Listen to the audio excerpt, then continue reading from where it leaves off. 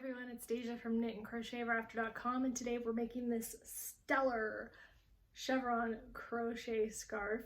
This is going to be one of the easiest scarves you've ever made because it only has a 1-row repeat. So go grab the pattern from the link in the description and we'll talk about materials and get started. So what are you going to need to make this scarf? Of course, yarn. So we're using Red Heart Unforgettable. The colorway that I used is Teal Berry, and I used 2 skeins. There's 270 yards in each of these, so that gives you a really nice wide long scarf. So if you want it wider or longer, use more yarn. But this is the guy that we're using for the actual pictured pattern. You can substitute with any worsted weight yarn you want. I love self-striping because it does all the work for you and you have a pretty project at the end. So with this, you're going to need a 6mm USJ hook and a yarn needle, and that's about it. I do recommend blocking materials, and we'll talk about blocking more in a little while, but I have some links to my favorite blocking stuff, but really you can use an ironing board or a towel if that's all you have. So anything will work. I'll show you how in just a little bit, but grab your materials, the pattern, and let's get started. Okay, so we're going to begin this pattern by chaining some stitches. So our multiple is 12 plus 3. You can follow what I have in the pattern if you want that size. Otherwise, make a multiple of 12 and add 3. So I have 27, so we can get through these rows nice and quickly. But we're going to begin with a double crochet in the 4th chain from our hook. So we're going to skip those first 3 and work into that 4th chain. This is going to be kind of like an increase on the end of the row. This is going to count as half of a mountain. So that's going to come into play in a second, but we're calling that half of a mountain right now, so just remember that for future. Next, we're going to double crochet in each of the next 3 chains. So we're traveling down to the valley. So I like to say mountains and valleys when I'm working chevron patterns, so I remember what I'm supposed to do next. So I'm traveling down to the valley. Now I'm in the valley and I need to make the valley. So I'm going to do kind of a double decrease for this one. It's very subtle, so we're going to do 2 double 2 crochets together. Double D2, DC, double crochet 2 together. Getting out of order here. So we yarn over, go into that next stitch, pull up a loop. Then we're going to yarn over and go into the next stitch, pull up a loop and work through those first 2. Then we have 3 left and we're going to pull through all 3 to create a decrease. So that's half of our valley. We're going to do the other half the same way. We're going to DC 2 together. So pull through those first 2, yarn over in the next stitch, pull through those first 2, and then yarn over and pull through all 3. So we just made our valley.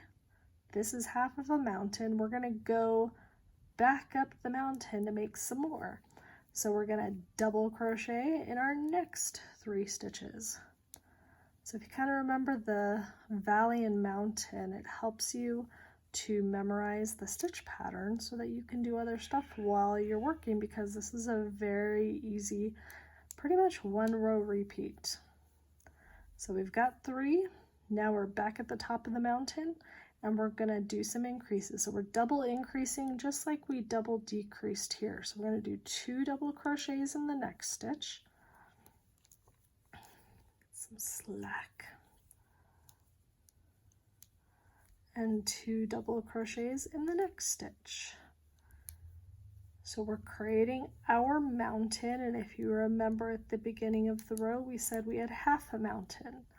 So now it probably makes sense that this is kind of like this 2 stitches here, or these 2 stitches here, which is half of our mountain. So our mountain is very subtle, but you can start to see the waves forming. So now we're going to travel back down to the valley with another 3 stitches.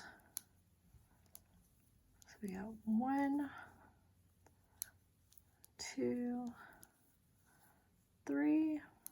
Now we got to make our valley again, so 2 double crochet 2 togethers,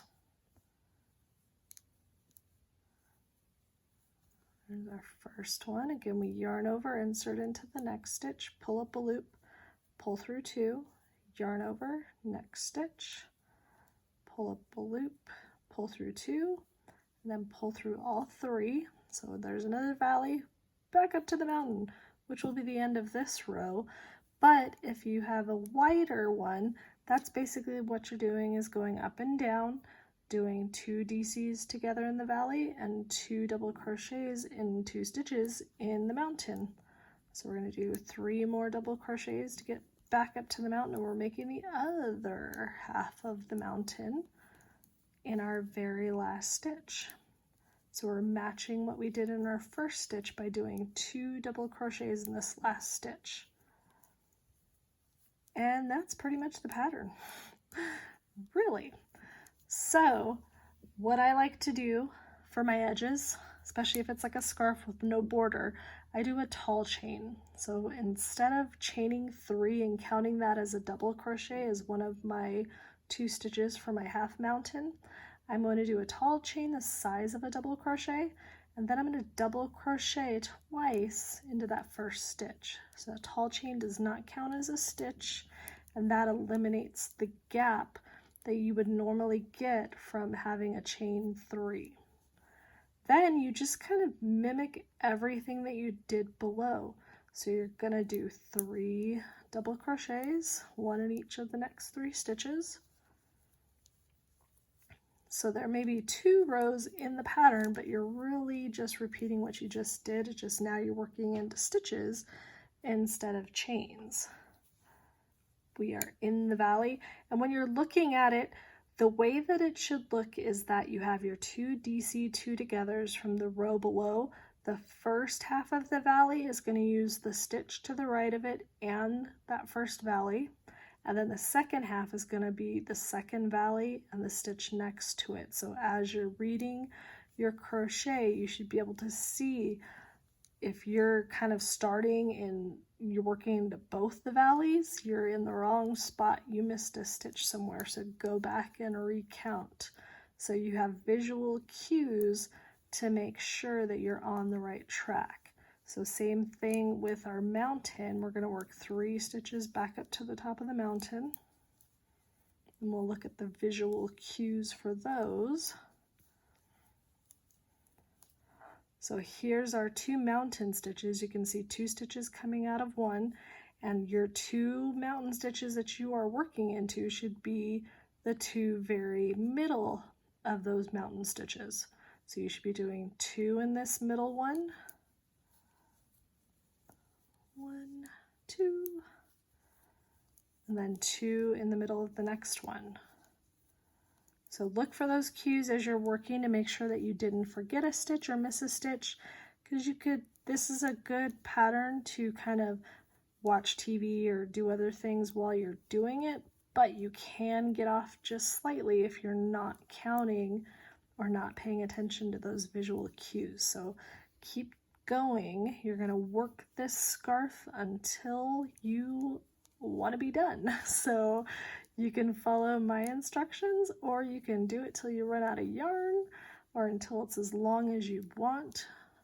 Totally up to you.